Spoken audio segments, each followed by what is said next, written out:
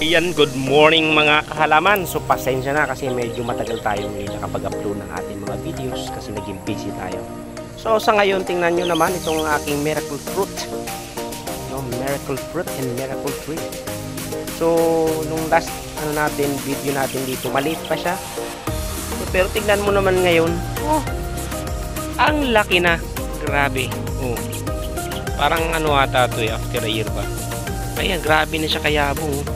Actually natumba to guys nung medyo may bagyo ata yun, pero hindi naman masyado malakas na siya ayan, dumapa siya na nalilimliman lang natabunan lang ng sako.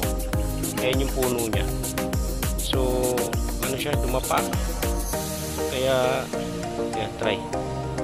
Ayan yung puno, ayan yung niya, yung pinakapuno, ayan so siya nakahiga. So ngayon, ayan, nakita ko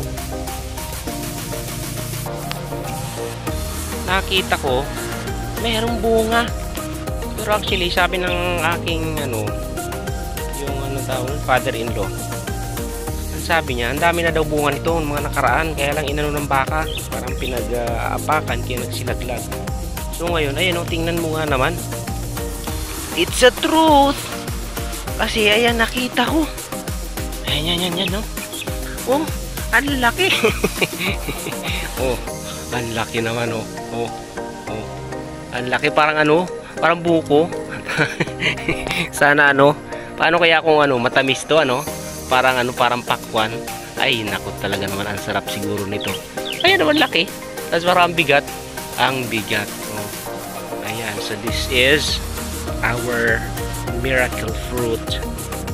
I don't know bakit miracle kasi yun ang tawag nila. Sabi kasi allegedly nasa batas parang siya, yung bang ginagamit kasi siyang panggamot, parang herbal ba. So yung parang pag niluto mo siya tapos nilagyan mo siya ng sangkap ng pang haplas or something na pang masahe, ganun. Wow. So maganda siya sa katawan, sabi ng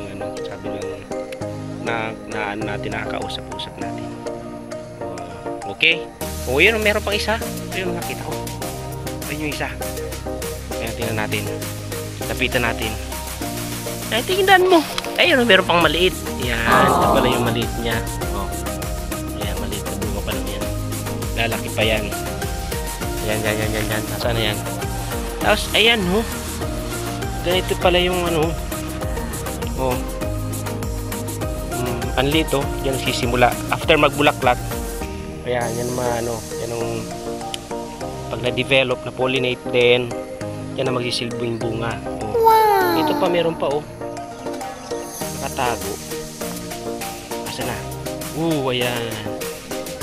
Tapos eto ang nabuo. Wow. Mas malaki. Ang galing naman, ganyan pala yan. Ito maliit lang yan.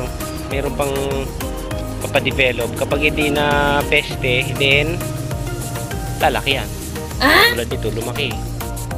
Ayan, yun. Yan, tingnan natin yung isa pa.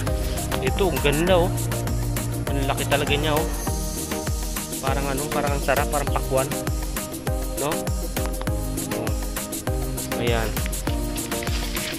Tingnan natin yung isa. Ayan,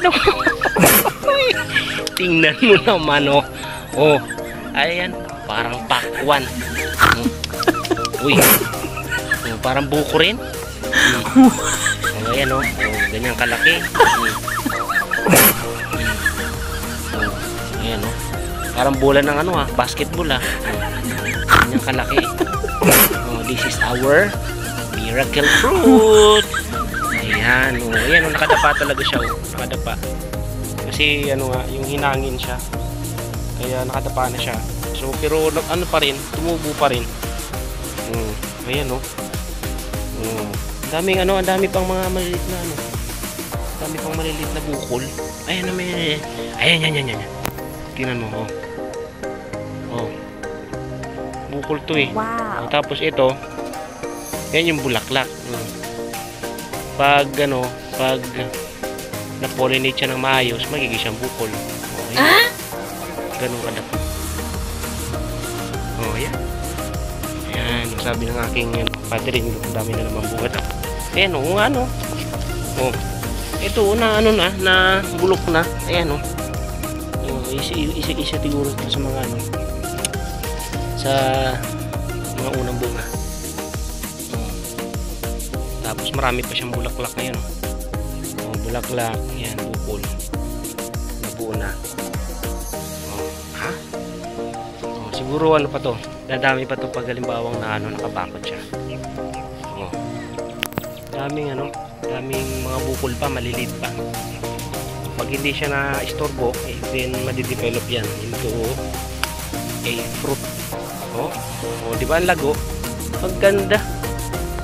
Talagang ano, parang ano, sa lilim nito pag lumaki to, presko. Ay, eto guys, oh, totoo nga, it's a truth. Oh, ito yun eh. Oh. Kita mo, parang ano, parang tawag ito. Parang nyug. Oh, oh, oh, ang laki. Oh, natuyo lang siya. Oh. Ay, ang dami langgam. Uy, ang dami langgam. Ayan, oh, ito yung pinakapuno niya. Ang bilis pala niyang lumaki. Laki. Laki na ng puno. Oh. Diba? Oh, ito yung puno. Ang laki. Grabe. Ayan. So, dadami pa yung bunga niya kasi maraming bukol. Okay, so, yan muna ang ating update sa ating miracle fruit, miracle tree. So, hanggang sa muli, mga kahalaman.